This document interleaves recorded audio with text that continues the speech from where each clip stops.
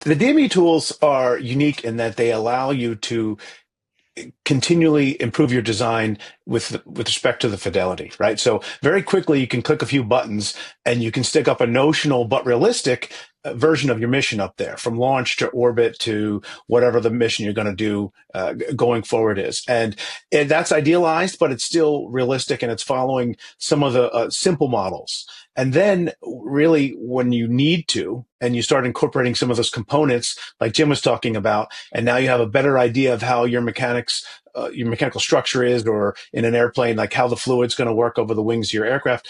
You start adjusting your model to incorporate those and increasing the fidelity. So now you stick in a more realistic orbit propagator, and you more accurately define the shape of your body, that limits where your payload is and where your payload can point and how quickly your payload can point and all those things. So it's this dialable ability to increase fidelity and start really simple with something that's ideal but realistic, and then turn it into something that's way more of a real engineering tool that you can use to inform those subsystems and design those as well.